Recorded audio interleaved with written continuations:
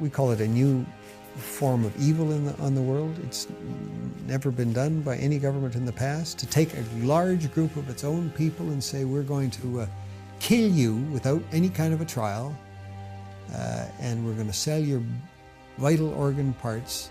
An individual from the United States or Canada, for example, could anticipate undergoing transplantation on a specified date. It's a crime against humanity. It's abhorrent, and it needs to stop.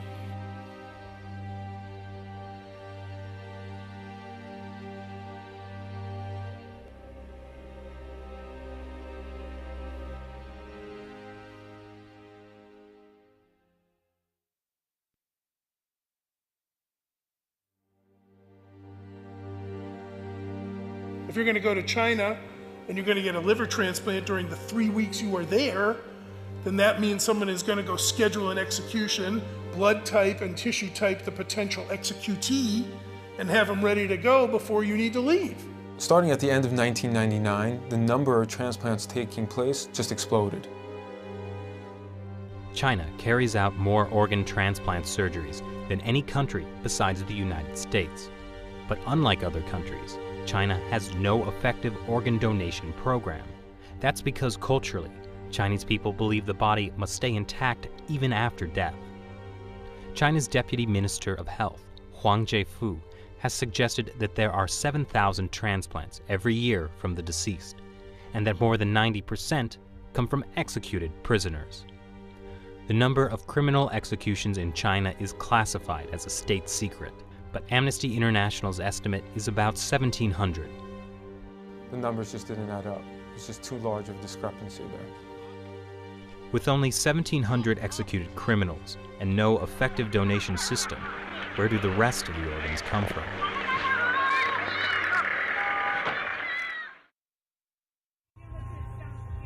Zhao Shuhuan was put in a Chinese labor camp because she practices Falun Gong.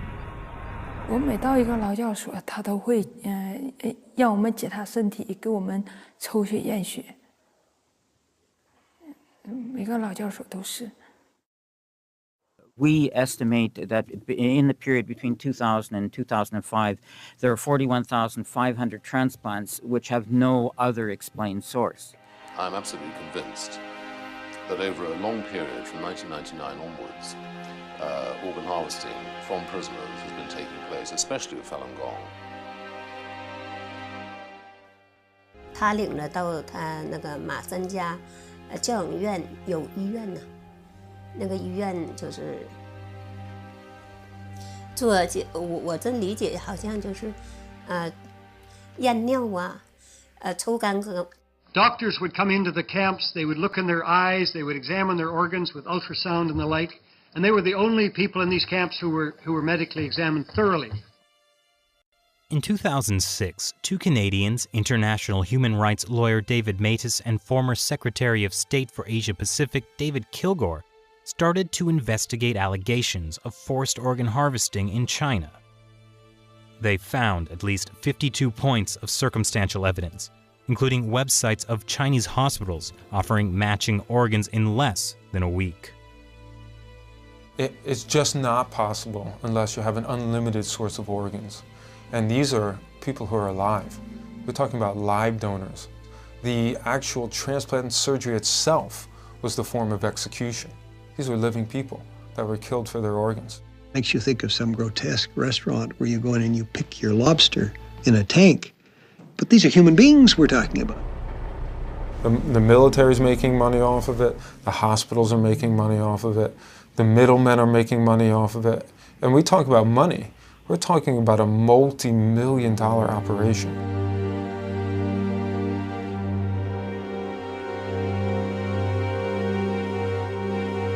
Journalist and author Ethan Gutman decided to carry out his own independent investigation. We had witnesses of disappearances, people who'd been examined and then had disappeared, busloads, entire prison wards which had been emptied out. The signs began to look like something much, much bigger. Like Tibetans and house Christians, Millions of Falun Gong practitioners are being persecuted in China for their beliefs. In 1999, Communist Party leader Jiang Zemin issued orders to break them financially, ruin their reputations, and destroy them physically. Since then, thousands of Falun Gong practitioners have disappeared without a trace. What happened to the disappeared? They, as far as we know, they're still there in these camps. Many of them been killed through organ harvesting, but the rest are still there, and they're the organ data bank for China. Around 1999, there were around 150 transplant centers. 6-7 years later, they had 600 transplantation centers. This is an increase by 300% within such a short period of time without an organ donation program. Military hospitals get watched in China, okay? There is nothing they can do without the party central taking note of what they're doing. Was this run by triads? No, this is run by the state.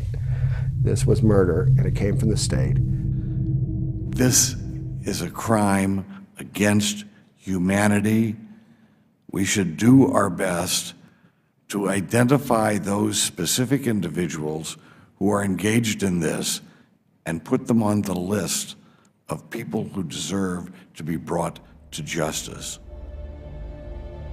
In 2006, when this came out and we realized that they were killing prisoners of conscience for their organs, it was doctors that took the front line in trying to stop this. Every day there are a dozen of people that are executed or killed for organs in China. So we have to bring out the message, we have to inform medical doctors to stop this practice. But it's not only the medical community that's getting informed. The U.S. State Department mentioned allegations of forced organ harvesting in its annual Human Rights Report on China in 2011 for the first time. On October 3rd, 106 U.S. congressional representatives signed this bipartisan Dear Colleague letter to the State Department, demanding they reveal information on organ harvesting that they may have obtained from their sources in China. This barbaric human rights abuse must be stopped, but to stop it, we first have to further expose it. And with even more petitions circulating online, the issue is starting to get worldwide attention, but more needs to be done.